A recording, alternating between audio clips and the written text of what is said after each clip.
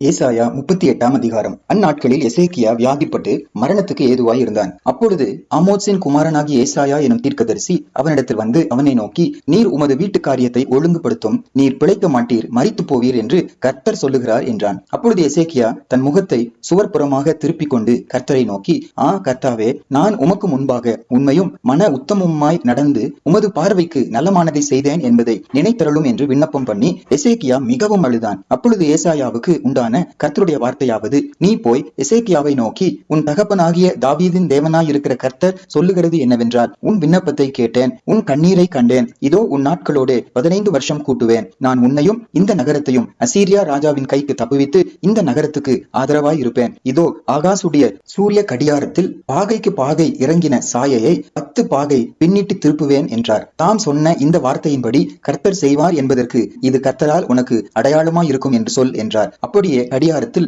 இறங்கி இருந்த சூரிய சாயை 10 பாகை திரும்பிற்று. யூதாவின் ராஜாவாகிய எசேக்கியா வியாதிப்பட்டு தன் வியாதி நீங்கி சொஸ்தமான போது எழுதி வைத்ததாவது, நான் என் பூரண ஆயுசின் வருஷங்களுக்கு சேராமல் பாதாளத்தின் வாசல்களுக்கு உட்படுவேன் என்று என் நாட்கள் அறுப்புங்கிற போது சொன்னேன். கர்த்தரை நான் இனி உயிரோடு இருக்கிறவர்களின் தேசத்திலே தரிசிப்பதில்லை, இனி பூலோக குடிகளோடே இருந்து மனுஷரை நான் காண்பதில்லை. என் ஆயுசு மேய்ப்பனுடைய கூடாரத்தை போல என்னை விட்டு பெயர்ந்து போகிறது. நெய்கிறவன் பாவை அறுக்கிறது போல என் ஜீவனை அறுக்க கொடுக்கிறேன். என்னை பாவிலிருந்து அறுத்து விடுகிறார். இன்று இரவுக்குள்ளே என்னை முடிவடைய பண்ணுவீர். விடியற் காலம் மட்டும் நான் எண்ணமிட்டு கொண்டிருந்தேன். அவர் சிங்கம் போல என் எலும்புகளையெல்லாம் நொறுக்குவார். இன்று இரவுக்குள்ளே என்னை முடிவடைய பண்ணுவீர் என்று சொல்லி நமுட்டை போலும் தகைவலான் குருவியை போலும் கூவினேன். புறாவை போல் புலம்பினேன். என் கண்கள் உயர பார்க்கிறதினால் பூத்து போயின. கர்த்தாவே, ஒடுங்கி போகிறேன், என் காரியத்தை மேற்போட்டுக் கொள்ளும் என்றேன். நான் என்ன சொல்லுவேன்? அவர் எனக்கு வாக்கு அருளினார், அந்த பிரகாரமே செய்தார். என் ஆயுசின் வருஷங்களில் எல்லாம் என் ஆத்மாவின் கசப்பை நினைத்து நடந்து கொள்வேன். ஆண்டவரே, இவைகளினால் மனுஷர் பிழைக்கிறார்கள். இவைகளெல்லாம் என் உயிருக்கு உயிராய் இருக்கிறது. என்னை சொஸ்தப்படவும் பிழைக்கவும் பண்ணினீர். இதோ சமாதானத்துக்கு பதிலாக மகா கசப்பு வந்திருந்தது. தேவரீரோ என் ஆத்மாவை நேசித்து அழிவின் குழிக்கு விலக்கினீர். என் பாவங்களை எல்லாம் உமது முதுகுக்கு பின்னாக எரிந்து விட்டீர். பாதாளம் உம்மை துதியாது, மரணம் உம்மை போற்றாது. குழியில் இறங்குகிறவர்கள் உம்முடைய சத்தியத்தை தியானிப்பதில்லை. நான் இன்று செய்கிறது போல உயிரோடு இருக்கிறவனே உம்மை துதிப்பான். தகப்பன் பிள்ளைகளுக்கு உமது சத்தியத்தை தெரிவிப்பான். கர்த்தர் என்னை ரட்சிக்க வந்தார், ஆகையால் எங்கள் ஜீவனால் எல்லாம் கர்த்தருடைய ஆலயத்திலே என் கீத வாத்தியங்களை வாசித்து பாடுவோம் என்று எழுதி வைத்தான். அத்தி பழத்து அடையை கொண்டு வந்து பிளவையின் மேல் பற்று போடுங்கள், அப்பொழுது பிழைப்பார் என்று ஏசாயா சொல்லி இருந்தான். அப்பொழுது எசேக்கியா நான் கர்த்தருடைய ஆலயத்துக்கு போவதற்கு அடையாளம் என்னவென்று கேட்டிருந்தான். ஏசாயா 39 அதிகாரம். அக்காலத்திலே பலாதானின் குமாரனாகிய மெரோதாக் பலாதான் என்னும் பாபிலோனின் ராஜா எசேக்கியா வியாதிப்பட்டிருந்து ஆரோக்கியமானதை கேள்விப்பட்டு அவனிடத்திற்கு நிருபங்களையும் வெகுமானத்தையும் அனுப்பினான். எசேக்கியா அவர்களை கண்டு சந்தோஷப்பட்டு தன் பொக்கிஷ சாலையையும் வெள்ளியையும் பொன்னையும் கந்த வர்க்கங்களையும் நல்ல பரிமள தைலத்தையும் தன் ஆயுத சாலை அனைத்தையும் தன் பொக்கிஷ சாலைகளில் உள்ளதெல்லாவற்றையும் அவர்களுக்கு காண்பித்தான். எசேக்கியா தன் அரமனையிலும் தன் ராஜ்யத்தில் எங்கும் அவர்களுக்கு காண்பியாத பொருள் ஒன்றும் இல்லை. அப்பொழுது ஏசாயா தீர்க்கதரிசி எசேக்கியா ராஜாவின் இடத்தில் வந்து, அந்த மனுஷர் என்ன சொன்னார்கள்? எங்கே இருந்து உம்மிடத்தில் வந்தார்கள் என்று கேட்டான். அதற்கு எசேக்கியா, பாபிலோன் என்னும் தூர தேசத்திலிருந்து என்னிடத்திற்கு வந்தார்கள் என்றான். அப்பொழுது அவன், உம்முடைய வீட்டில் என்னத்தை பார்த்தார்கள் என்று கேட்டான். அதற்கு எசேக்கியா, என் வீட்டில் உள்ளது எல்லாவற்றையும் பார்த்தார்கள். என் பொக்கிஷங்களில் நான் அவர்களுக்கு காண்பியாத பொருள் ஒன்றும் இல்லை என்றான். அப்பொழுது ஏசாயா எசேக்கியாவை நோக்கி, சேனைகளுடைய கர்த்தரின் வார்த்தையை கேளும். இதோ நாட்கள் வரும், அப்பொழுது உன் வீட்டில் உள்ளதிலும் உன் பிதாக்கள் இந்நாள் வரைக்கும் சேர்த்ததிலும் ஒன்றும் மீதியாய் வைக்கப்படாமல் எல்லாம் பாபிலோனுக்கு கொண்டு போகப்படும். நீ பெற போகிற உன் சந்ததி ஆகிய உன் குமாரரிலும் சிலர் பாபிலோன் ராஜாவின் அரமனையிலே அரமனை வேலைக்காரராய் இருப்பார்கள் என்று கர்த்தர் சொல்லுகிறார் என்றான். அப்பொழுது எசேக்கியா ஏசாயாவை நோக்கி, நீர் சொன்ன கர்த்தருடைய வார்த்தை நல்லதுதான் என்று சொல்லி என் நாட்களிலாவது சமாதானமும் உண்மையும் இருக்குமே என்றான். ஏசாயா 40 அதிகாரம். என் ஜனத்தை ஆற்றுங்கள், தேற்றுங்கள். எருசலேமுடன் பட்சமாய் பேசி அதன் போர் முடிந்தது என்றும் அதன் அக்கிரமம் நிவிர்த்தி ஆயிற்று என்றும் அது தன் சகல பாவங்களின் நிமித்தமும் கர்த்தரின் கையில் இரட்டிப்பாய் அடைந்து தீர்ந்தது என்றும் அதற்கு கூறுங்கள் என்று உங்கள் தேவன் சொல்லுகிறார். கர்த்தருக்கு வழியை ஆயத்தப்படுத்துங்கள், அவாந்திர வெளியிலே நம்முடைய தேவனுக்கு பாதையை செவ்வை பண்ணுங்கள் என்றும், பள்ளமெல்லாம் உயர்த்தப்பட்டு சகல மலையும் குன்றும் தாழ்த்தப்பட்டு கோணலானது செவையாகி கரடு முரடானவை சமமாக்கப்படும் என்றும், கர்த்தரின் மகிமை வெளியரங்கமாகும், மாம்சமான யாவும் அதை ஏகமாய் காணும், கர்த்தரின் வாக்கு அதை உரைத்தது என்றும் வனாந்திரத்திலே கூப்பிடுகிற சத்தம் உண்டாயிற்று. பின்னும் கூப்பிட்டு சொல் என்று ஒரு சத்தம் உண்டாயிற்று. என்னத்தை கூப்பிட்டு சொல்வேன் என்றேன். அதற்கு, மாம்சம் எல்லாம் புல்லை போலவும் அதன் மேன்மை எல்லாம் வெளியின் பூவை போலவும் இருக்கிறது. கர்த்தரின் ஆவி அதன் மேல் ஊதும் போது புல் உலர்ந்து பூ உதிரும். ஜனமே புல் உலர்ந்து பூ உதிரும். நமது தேவனுடைய வசனமோ என்றென்றைக்கும் நிற்கும் என்பதையே சொல் என்று உரைத்தது. சியோன் என்னும் சுவிசேஷகியே, நீ உயர்ந்த பர்வதத்தில் ஏறு. எருசலேம் என்னும் சுவிசேஷகியே, நீ உரத்த சத்தமிட்டு கூப்பிடு. பயப்படாமல் சத்தமிட்டு யூதா பட்டணங்களை நோக்கி, இதோ உங்கள் தேவன் என்று கூறு. இதோ கர்த்தராகிய ஆண்டவர் பராக்கிரமசாலியாக வருவார். அவர் தமது புயத்தினால் அரசாளுவார். இதோ அவர் அளிக்கும் பலன் அவரோடே கூட வருகிறது. அவர் கொடுக்கும் பிரதிபலன் அவருடைய முகத்துக்கு முன்பாக செல்லுகிறது. மெய்ப்பனை போல தமது மந்தையை மேய்ப்பார். ஆட்டுக்குட்டிகளை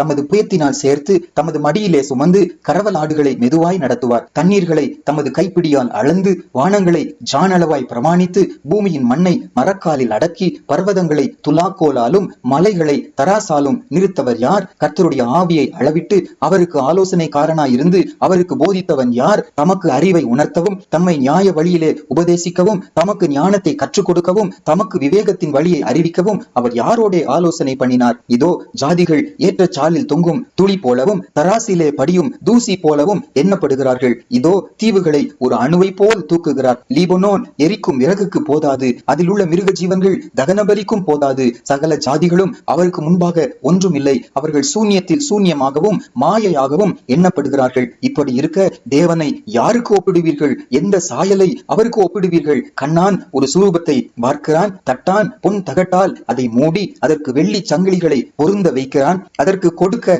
வகை இல்லாதவன் உளுத்து போகாத மரத்தை தெரிந்து கொண்டு அசையாத ஒரு சுரூபத்தை செய்யும்படி நிபுணனான ஒரு தச்சனை தேடுகிறான். நீங்கள் அறியீர்களா? நீங்கள் கேள்விப்படவில்லையா?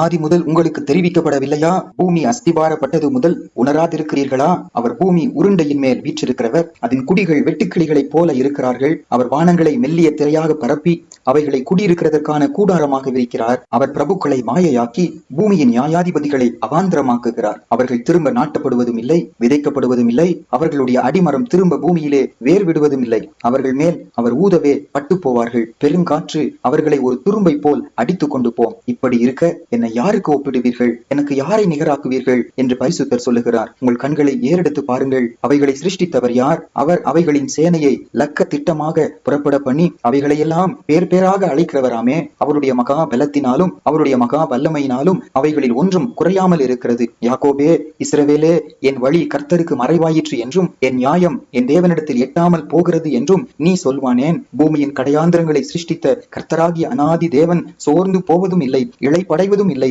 இதை நீ அறியாயோ? இதை நீ கேட்டதில்லையோ?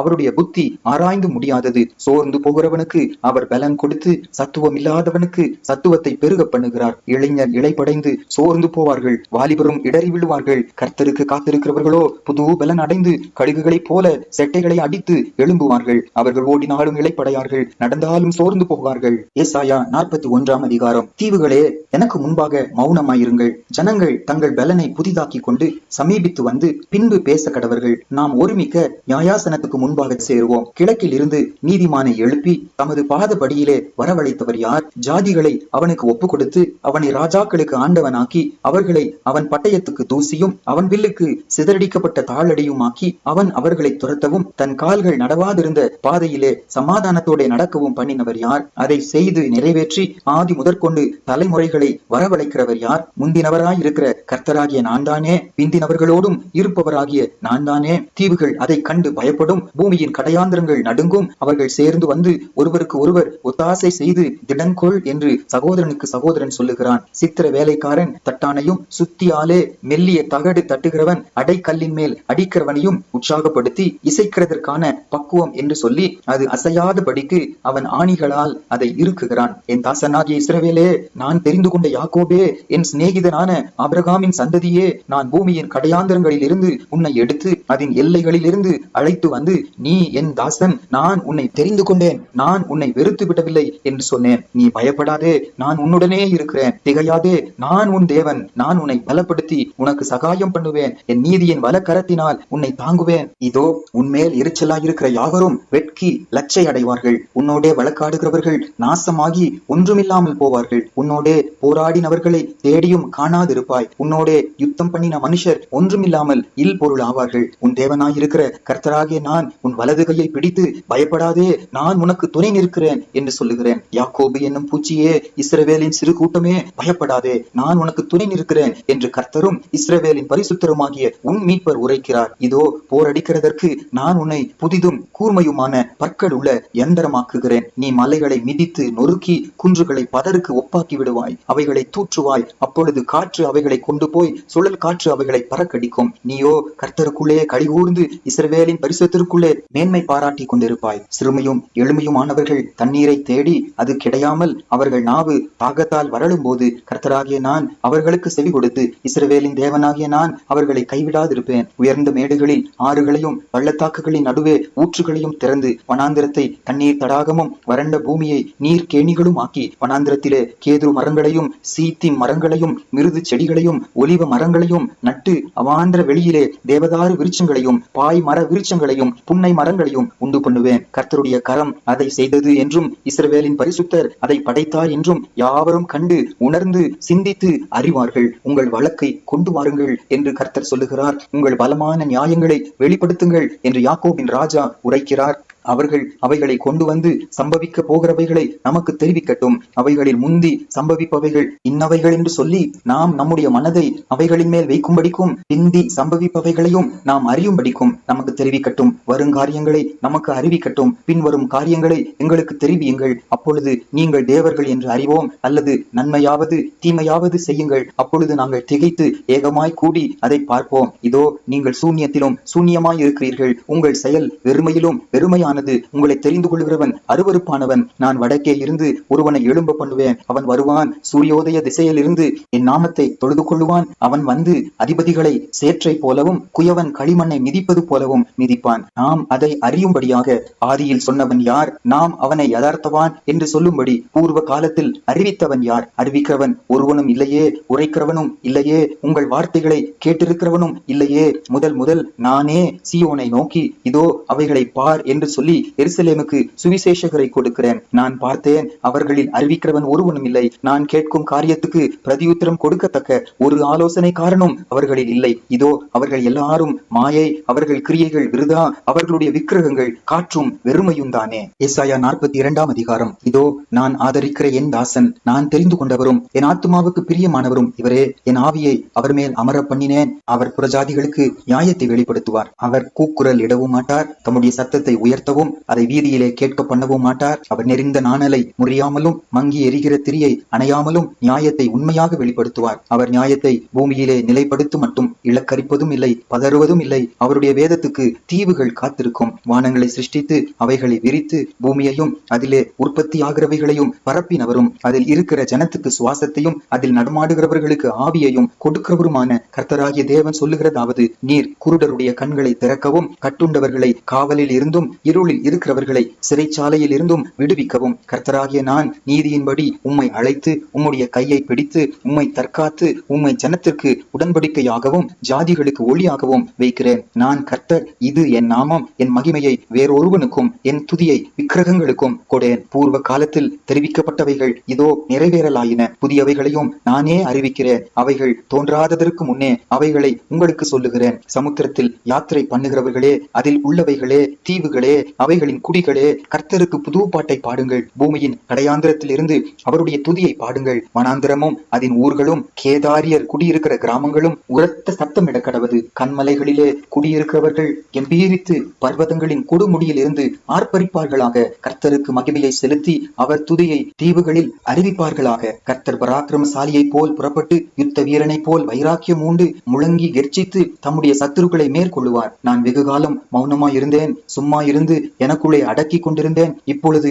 பிள்ளை பெறுகிறவளைப் போல சத்தமிட்டு அவர்களை பாழாக்கி விழுங்குவேன். நான் மலைகளையும் குன்றுகளையும் பாழாக்கி அவைகளில் உள்ள பூண்டுகளை எல்லாம் வாட பண்ணி ஆறுகளை திட்டுகளாக்கி ஏரிகளை வற்றி போக பண்ணுவேன். குருடரை அவர்கள் அறியாத வழியிலே நடத்தி அவர்களுக்கு தெரியாத பாதைகளில் அவர்களை அழைத்து கொண்டு வந்து அவர்களுக்கு முன்பாக இருளை வெளிச்சமும் கோணலை செவ்வையும் ஆக்குவேன். இந்த காரியங்களை நான் அவர்களுக்கு செய்து அவர்களை கைவிடாதிருப்பேன். சித்திர வேலையான விக்கிரகங்களை நம்பி வார்ப்பிக்கப்பட்ட சுரூபங்களை நோக்கி நீங்கள் எங்கள் தேவர்கள் என்று சொல்லுகிறவர்கள் பின்னிடைந்து மிகவும் வெட்கப்படுவார்கள். செவிடரே கேளுங்கள், குருடரே நீங்கள் காணும்படி நோக்கி பாருங்கள். என் தாசனை அல்லாமல் குருடன் யார்? நான் அனுப்பிய தூதனை அல்லாமல் செவிடன் யார்? உத்தமனை அல்லாமல் குருடன் யார்? கர்த்தருடைய ஊழியக்காரனை அல்லாமல் அந்தகன் யார்? நீ அநேக காரியங்களை கண்டும் கவனியாதிருக்கிறாய். அவனுக்கு செவிகளை திறந்தாலும் கேளாதே போகிறான். கர்த்தர் தமது நீதியின் நிமித்தம் அவன் மேல் பிரியம் வைத்திருந்தார். அவர் வேதத்தை முக்கியப்படுத்தி அதை மகிமை உள்ளதாக்குவார். இந்த ஜனமோ கொள்ளையிடப்பட்டும் சூறையாடப்பட்டும் இருக்கிறார்கள். அவர்கள் அனைவரும் கிபிகளிலே அகப்பட்டு காவல் அறைகளிலே அடைக்கப்பட்டிருக்கிறார்கள். தப்புவிப்பார் இல்லாமல் கொள்ளையாகி விட்டுவிடு என்பார் இல்லாமல் சூறையாவார்கள். உங்களில் இதற்கு செவி கொடுத்து பின் வருகிறதை கவனித்து கேட்கிறவன் யார்? யாக்கோபை சூறையிட்டு இஸ்ரவேலை கொள்ளைக்காரருக்கு ஒப்பு கொடுக்கிறவர் யார்? அவர்கள் பாவம் செய்து விரோதித்த கர்த்தர் அல்லவோ அவருடைய வழிகளில் நடக்க மனதாய் இராமலும் அவருடைய வேதத்துக்கு செவி கொடாமலும் போனார்களே. இவர்கள் மேல் அவர் தமது கோபத்தின் உக்கரத்தையும் யுத்தத்தின் வலிமையையும் வரப்பண்ணி அவர்களை சூழ அக்கினி ஜுவாலைகளை கொளுத்தியிருந்தும் உணராதிருந்தார்கள். அது அவர்களை தகித்தும் அதை மனதிலே வைக்காதே போனார்கள்.